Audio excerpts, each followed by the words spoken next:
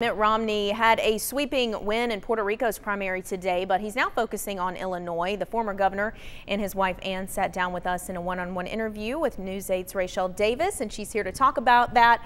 RealClearPolitics.com, RaeChelle, is showing that Mitt Romney is leading in Illinois by 6 points. He is leading over Rick Santorum. So why does he even feel, RaeChelle, that it is necessary to make a stop in our area? Well, Rebecca, not only does he have the lead, but he's also outspending Santorum's campaign by, some reports say, as much as 7-1. But here's what's really interesting. In a WGN poll out just last weekend, 46% of likely voters said they might change their minds. And Tuesday's Illinois primary is crucial because of that. And Governor Romney tonight is making it clear that he wants Quad City voters on his side. So I took the opportunity to ask him how his views will impact Quad Cityans if he does indeed become president, and I began with jobs. On the heels of the Quad City's second largest employer, John Deere's announcement to build a factory in China and Chinese Vice President Xi Jinping's visit to our area, where he was photographed sitting in the seat of a John Deere tractor, I started the interview by asking the governor how his policy on foreign trade ties to job growth here in the Quad Cities. Well, we want to make sure that we open markets for American goods and that John Deere tractors can be sold throughout the world. We also want to make sure that any money John Deere makes in other countries can come back here to this country.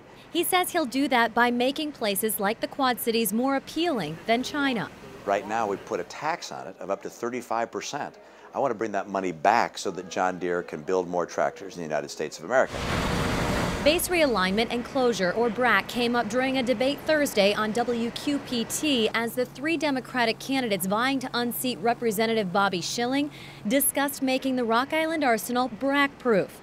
Congressman Schilling reaffirmed his support for the arsenal during an interview I had with him today, so I posed the question to the governor. Do you think that public-private partnerships for military installations such as the arsenal is the key for long-term viability and job security? With regards to a particular base or facility, I'd have to look at that and let the experts give us all the data. I can't tell you an answer on that, but I can tell you my commitment to the military is for superiority and American strength.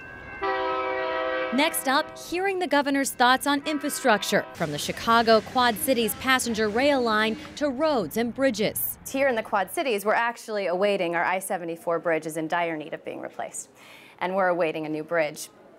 So what I'd like to know is, what role do you believe the federal government has in maintaining and developing local infrastructure?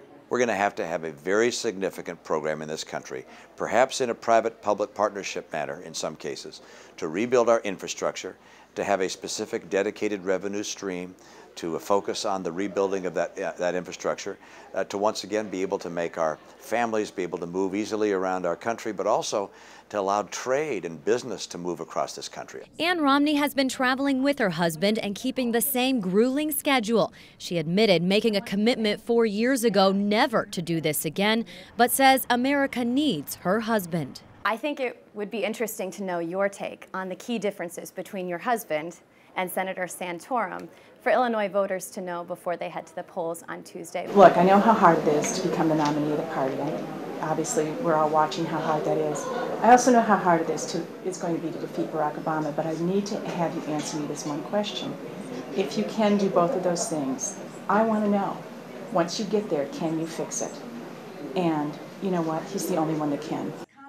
Rebecca, having Mrs. Romney there, I think really showed a personal side of Governor Romney, and I think he was even more comfortable on account of her being there. And I think that's a side he really wants to show Illinois voters prior to the primary. They definitely project that they're supportive of one another in their marriage, and it's interesting to me that life on the road, on the campaign trail, it has to be pretty grueling. Oh, for sure. I think they conveyed that to me several times, and they said that a lot of these events revolve around food, and yet they really hardly ever have the chance to actually eat. And Mrs. Romney said on account of that, they hit the drive-thru, particularly McDonald's, several times a week. Yeah, it's ironic too, because a lot of times these events are pancake breakfasts or whatnot. So right. They say that they have most of their conversations during, their commute from one city to the next. Wow.